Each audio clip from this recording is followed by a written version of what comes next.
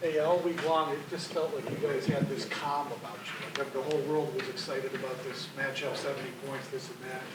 You guys could you just explain the vibe that was in your room all week?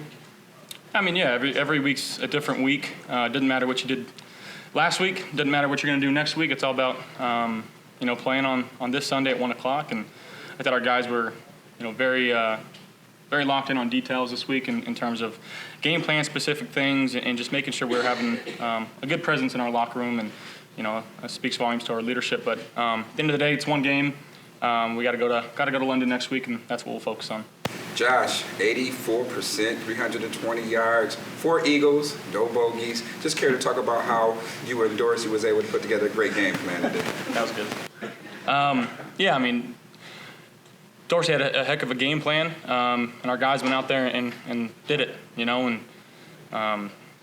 Stephon Diggs, taking a stop route essentially and making 2 guys miss and taking it 50, that's huge for us. We haven't had a whole bunch of that in the first couple weeks, but getting some rack going, getting some, Dalton and Gabe going. I still think we have more. We're going to have to learn from a lot from this tape and find ways to get better.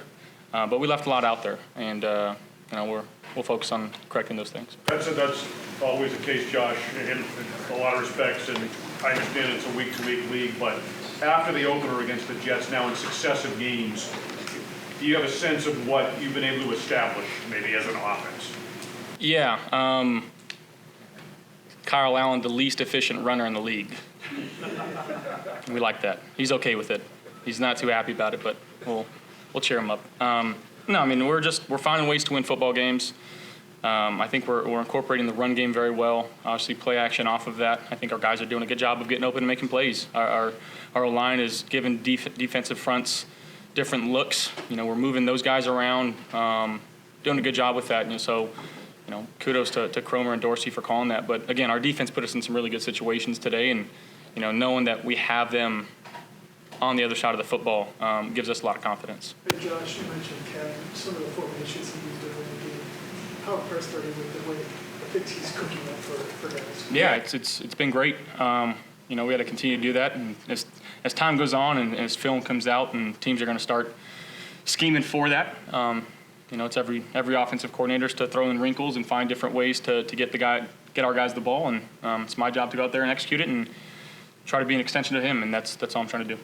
Josh, you said you still feel like there's room for this offense to grow. Coming off a game where you scored on almost every drive, what do you see the ceiling of this team looking like as you move forward?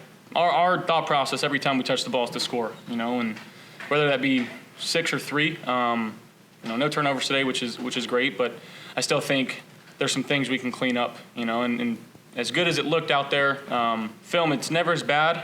It's never as good as you think it's going to look. So a lot to learn from, and we'll get in there tomorrow and focus on cleaning some things up and turn our focus to a really good Jacksonville team. Josh, what's it mean to have the defense play the way yours has, especially against they were the leading scoring team in the league, 70 points last week, and really only 3 touchdowns is actually pretty good against the Dolphins. Yeah, that's an explosive group. One of the most explosive groups I think you can put on paper to ever play in this league. So, again, hats off to our guys for going out there and playing a heck of a game. I thought Coach McDermott did a good job of scheming things. But we're going to see those guys again, and they're gonna give us their best shot, and we got to be ready for that. But we'll focus on that when it comes. Big goal for Josh. Did look good for Trey. How deflating is that? It breaks my heart. It really does, and. I'm not sure the extent of it, but you never want to see your teammates on the floor pounding their fists. It sucks. He's worked his ass off to get back to playing the way we know Trey playing football, and truly it breaks my heart. Josh, sorry to follow up with this, but you obviously try and evolve every offseason, but how do you feel like your offense is evolving week to week? I think we're doing a good job of running the football and making sure the runs that we put in are stuff that our offensive linemen and running backs are familiar with and comfortable with. And again, just being efficient when we call those runs, and then the play action passes off of them. And I think, again, that's Dorsey, that's Kromer, that's Brady, that's everybody in that offensive staff room talking and communicating well and putting something out there for us, and then it's our guys going out there and executing. Josh, Gabe has a touchdown. How important was it to get him into an early season? Yeah, you know, we don't want to just make him big play Gabe.